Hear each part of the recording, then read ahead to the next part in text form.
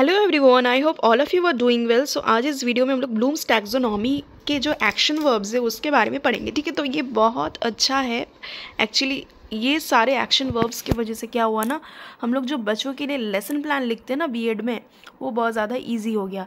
तो वो जो हम लोग लेसन प्लान लिखते हैं वो उसमें जो लर्निंग आउटकम्स होती है वो हम लोग इस बेसिस पे ही लिखते हैं। ठीक है, क्रिएटिंग, इवैल्यूएटिंग, तो ये सारे इसके अंडर में जो भी आप देख रहे हो ये सारा एक्शन वर्ब्स, इसको यूज़ करके हम लोग जो है अपना लर्निंग आउटकम्स लिखते हैं। तो जो भी है देखिए, तो पहला जो है सबसे पहले ब्लूम्स टैक्सोनॉमी वो हमें प्रोवाइड करता है बेसिकली वर्ब्स, जो भी लर्निंग होती है बच्चों की, तो वो कितने सीख रहे हैं based on each level of understanding. ठीक है, जैसे देखिए पहले जो बच्चे हैं, सबसे पहले जो क्रिएटिंग के अंडर में है, क्रिएटिंग मतलब होता है कि कुछ चीज़ को नया बनाना, right. For example writing a story, designing a project, तो किसी नया चीज़ को बनाना, राइट।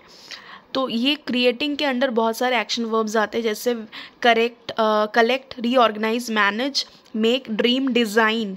ठीक है, तो ये सारा जो है आपका, ये सारा वर्ब यूज़ करके आप क्या कर सकते हो ना, जैसे कोई बच्चा है वो नया चीज़, कोई जैसे प्रोजेक्ट डिज़ाइन कर रहा है तो वो बोलेंगे कि वो कुछ नया बना रहा है। ठीक है, या आप देखते हो लर्निंग आउटकम्स में हम लोग लेसन प्लान में लिखते हैं ना कि he will begin, will reorganise, right, और ऐसे ही लिखते हैं विल हाइपोथेसाइज, राइट। तो ये जो भी होता है बेसिकली, तो इसको ये सारे एक्शन वर्ब्स हम लोग यूज़ करते हैं। तो इसका मीनिंग मैं आपको इसमें बता दे रही हूँ एक एक का। ठीक है, देखिए फिर होता है इवैल्यूएटिंग। इवैल्यूएटिंग में क्या होता है कि स्टूडेंट्स जो होते हैं वो एक स्पेसिफिक स्टैंडर्ड्स एंड क्राइटेरिया के बेसिस पे असेस करते हैं, आकलन करते हैं बच्चे, राइट। तो इसके अंडर में देखिए verify, defend, estimate, valuate, value, measure, criticise. ठीक है, तो ये सारा जो है डिफरेंट क्लासीफाई।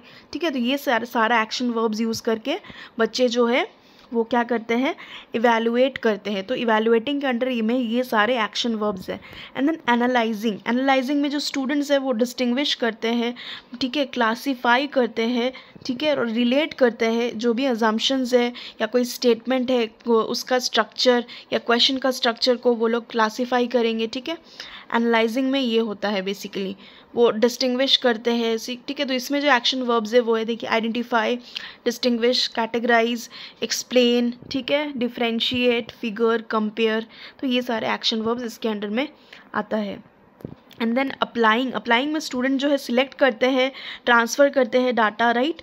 जैसे कोई प्रॉब्लम को कंप्लीट करना है, टास्क को कंप्लीट करना है, ठीक है, एक मिनिमम गाइडेंस के साथ हमें कंप्लीट करना है कुछ, तो उसमें जो है बच्चे सिलेक्ट करेंगे, ट्रांसफ़र करेंगे डाटा को बेसिकली एक प्रॉब्लम को कंप्लीट करने के लिए। तो इसमें आ जाएगा कि अप्लाइंग, वो अपना नॉलेज को अप्लाई कर रहे कहीं पे।